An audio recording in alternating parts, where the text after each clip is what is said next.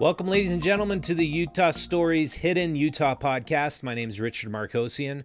On the program today, a very exciting guest. It is Lex Scott, the leader of Black Lives Matter Utah. So going into this interview, I had read this book called Ghettoside. It's written by Jill Leovy, and it's an amazing book about black on black crime, inner city crime, how the death rate of black people, black men between the ages of 20 and 40 is almost the same in terms of the murder rate as men the same age living in Baghdad in Iraq. It's a sad state of affairs for inner city black people, especially living in violent areas. I wanted to talk to her about this book, and I also wanted to talk to her about the goals of the Black Lives Matter chapter in Utah. So I've heard about the national goals, that they basically are a Marxist organization, that they want to uproot capitalism and basically tear down our country. I got a totally different impression of the entire organization talking to Lex today. She was very articulate. She stated their goals very clearly, and they were all related to nonviolence and criminal justice reform. I hope you enjoy listening to this conversation as much as I enjoy talking to Lex. It was really one of the funnest podcasts I've ever done. The Utah Story Show is brought to you by Canyon Meadows Grass-Fed Beef. If you haven't tried pasture-raised beef yet, you absolutely need to go and try it. Their ranch is located in eastern Utah in beautiful Altamont. They have thick, lush pastures that are super high. The cows eat pasture and grass their entire lives. It is an outstanding product. It's grass-fed, pasture-raised beef is more healthy. It has more good cholesterol in it. You can eat more of it if you're afraid of eating too much meat, but you seriously have to go try it. It's good for the earth. It's good for you and has delicious flavor. There's a special offer going on right now for Utah Stories podcast listeners. Use offer code UT2020 and you'll get 10% off your first order. So go check out their ribs, their ribeyes, their filet mignons. They have amazing products. We just got a half a cow from Canyon Meadows. I'm super excited to go and start roasting some steaks and smoking my brisket. It's going to be amazing. So visit them right now at cmrbeef.com. Do you ever take a step back and think, is this really happening? Is this like really America before our eyes? I feel like, it's revealing who America always was. The racism that has always been here is being revealed on a massive level now. So when you say the calm before the storm, do you mean that it's going to get way worse before it gets better? I mean, that's could be way worse before it gets better. Okay. Yeah, well, that's why I'm glad you came on. Because if it does get way worse, I think we want to know what's probably going to happen. Yeah. So thanks, everybody, for tuning into the Utah Stories program. We're streaming this live, but we're going to do an edited version of this, and we're going to be talking now to Lex Scott from Black Lives Matter Utah. She's the president of the Utah chapter of Black Lives Matter. Thanks a lot for coming on, Lex. Thanks for having me. Yeah, so, I mean, when I saw the footage come out of downtown Salt Lake City at 4th South, right in front of the library, of a police car turned over, burning, and people celebrating that a police car was turned over and burning, I thought, now this is not something I've ever witnessed before here in Utah, in what we consider Small Lake City. Do you expect it to be riotous here in Salt Lake even? Well, and I want to make it clear, that wasn't Black Lives Matter. That had nothing to do with Black Lives Matter. We do not incite violence. We don't destroy property. We've never had an arrest in 7 years. I've been in this movement 7 years. Yeah, and we discovered that it was not the peaceful demonstrators who started that. Yeah. It was a group of young people. Some of them might have been loosely affiliated with Antifa, but the whole idea of turning over the cop car it was just this organic idea because the cop car was left right in the path of the protesters, and some of them really wanted to turn over a cop car. And you know, I just think it's these people in states like Utah, Idaho, all across the country. They watch CNN and they see Minneapolis on fire. They see Ferguson on fire. They see Baltimore on fire. And they don't see 8 hours of peaceful protest. They don't see the police shooting into a vigil full of grandparents and kids. They don't see... That's happened? Where did that happen? That was after Mike Brown was killed. His family held a vigil. It had babies, grandparents. Police surrounded them and shot tear gas into them. They don't see the police shooting tear gas at people's homes while they're asleep in Ferguson. They don't see how we were sitting on the ground in Minneapolis having a peaceful protest and police just ran up and started, tear gassing us and shooting us with rubber bullets. And so when you're in Utah and you just see these fires and you want to be a bandwagon person, you're like, you know what? Let's set this police car on fire. It hurts our movement, Black Lives Matter. It's ridiculous that it happened. We understand that the riot is the language of the unheard. You can replace a building or a police car. You can never replace Freddie Gray, Mike Brown, Patrick Harmon, Bobby Duckworth, George Floyd, Breonna Taylor. I like to say, if you watch a building burn and it upsets you more than watching George Floyd die, you're the problem. We mourn broken bodies, not broken buildings. However, I believe that this is a chess game. And so I've been focusing on passing police reform because, people are out here protesting. I've been protesting for 7 years. I'm sick of protesting. Let's go ahead and pass some police reform and move on with our lives. Yeah. That's where I'm at. Well, that's why I wanted to have you on the program. It's because we need to speak in the language of law and rationality and not just emotions. Because I think if it gets too emotionally charged, the rioting takes over and the civil disobedience, which is super important to our country moving forward, gets left aside. And right now we need civil disobedience. We need people to, I think people have every right to protest whenever they feel like there is injustice. And what I realize is coming into this whole issue of Black Lives Matter and wanting to do some reporting on it, it's not really talked about much in Utah in the mainstream press. I don't see a lot of places, a lot of news outlets really delving into it, what it is you want to accomplish. What would you describe your main goals are? Okay, I will get into that, but the mainstream media does cover us, just so you know. Well, here in Utah, the mainstream local media. Yeah, they make me do so many interviews. Like Fox 13 is meeting me outside here at 3:30. Oh, really? Yeah, Okay. I've already done 2 media interviews today. Wow. They're covering us a lot. Our platform is on our website, blacklivesmatterutah.com, and then click on police reform initiatives. And so our platform is the following. The number one most important thing is police cannot be allowed to investigate their own crimes and find themselves innocent anymore.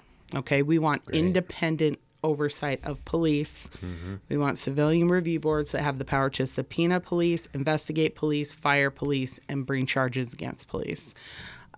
We want all body cam footage to be made public within 10 days of every officer involved shooting, unedited with sound. We want officers who turn their body cams off during critical incidents to be fired from their jobs. We want de-escalation training in every police department, but I just want to say that's not the golden cow. We've implemented de-escalation training into Salt Lake PD. Officer-involved shootings have gone up since then. I'm not impressed with de-escalation training. I just want to say that. I'm probably one of the only leaders in Black Lives Matter that pushes for less than lethal weapons. And so that means The police department throws away a ton of shotguns per year. I want those shotguns repurposed into rubber bullet guns, and I want every patrol car to have a rubber bullet gun. I want officers to who are fired from one agency not to be rehired at another agency. I want a national and local police misconduct database so we know which officers are misbehaving. I want qualified immunity reform so you can sue a police officer if he hurts or kills you or your family member. We want a data collection database that shows the race and ethnicity of every person the police are stopping, pulling over, and arresting, so we know that they're profiling Black and brown people and we can prove it. We want more diversity in hiring. More diversity training for police officers. What else? I mean, I have so many things that I want. So, I mean, that all sounds great, especially when I spent a couple years covering police corruption in Cottonwood Heights, and to see it boiling over now. That should have happened 6 years ago. Yeah, when they were targeting that restaurant. They've been absolutely corrupt for 7 years, ever since they started up, and they're corrupt.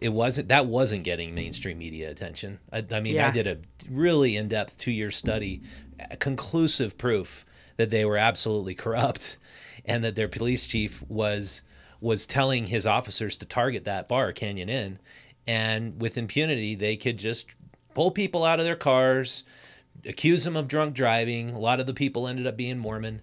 And it was awful. There was no repercussion because internal affairs was internal, and they didn't find themselves to be corrupt. Yeah. That's what it came down to. We did our investigation. We don't find ourselves to be corrupt. Yeah. And so that number one thing you said, the review should be a civilian appointed counsel be doing internal review. That's absolutely, I agree with you there. Correct.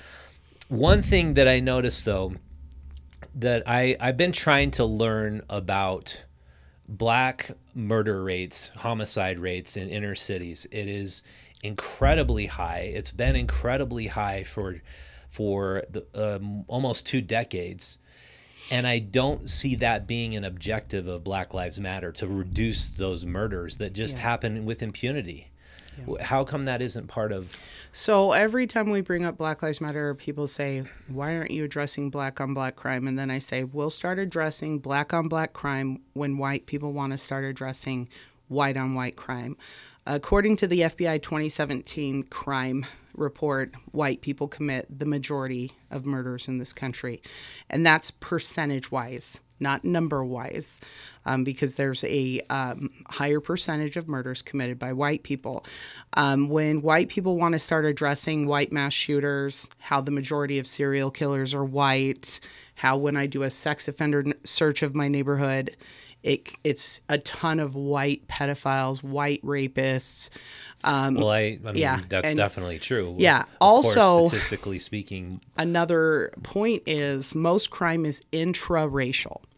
That means if you grow up in a Black neighborhood, the crimes that are perpetrated upon you are done by Black people. If you're in a Latinx neighborhood, those crimes perpetrated upon you are done by Latinx people. If you're in a white neighborhood, those crimes are done. And so when people bring up Chicago, which they do the majority of the time, Chicago doesn't even have the highest murder rate in the country. And people love to bring up Chicago. When another reason is when Black people are murdering Black people, those Black people are put in jail. But that's the thing. They're largely not being put in jail. Most of those murders are not being solved. So what I looked at, I read this really incredible book, Ghetto-Side.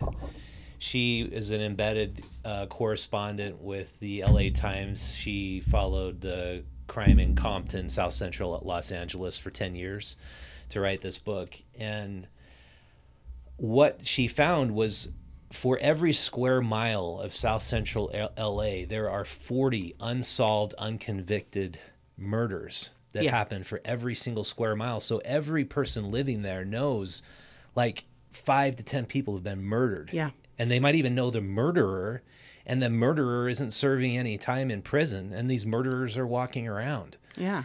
And I'm where are the all lives matter people, and why are and also here's another thing, you know, there's 2 more points to the black on black crime thing.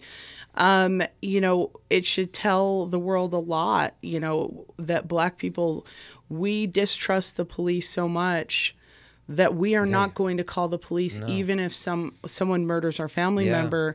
And then another point is that there are so many groups in places like Chicago and Missouri who have shouted out and cried for help and said, hey, please help us to stop these murders in our communities. There's so many. Chicago Urban League is one of the major ones who goes around and does this.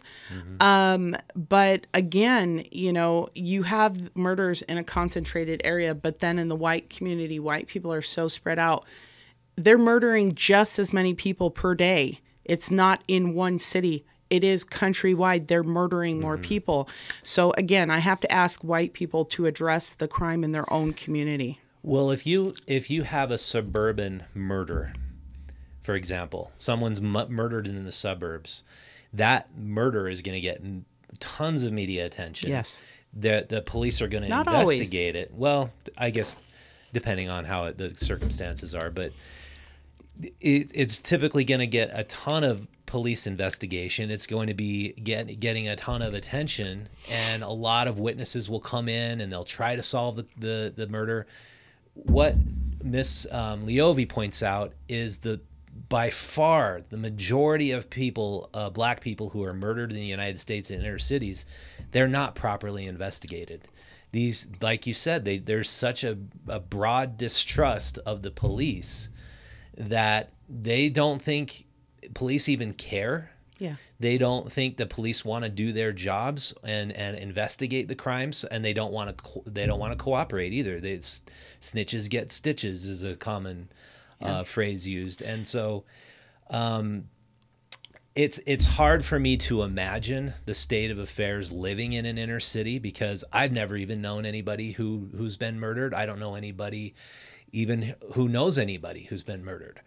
But to have it be that prevalent in your inner city, I think the distrust that the white or the police department that it's made up of all, you know, ethnic minorities and whites, that they're not even going to do their job is the prevalent sentiment. Is that true?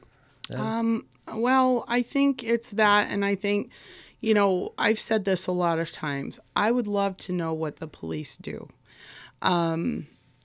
You know, they have something called a clearance rate. So each city has a clearance rate on their police department. How many robberies are they solving? How many murders? How many rapes? How many sexual assaults?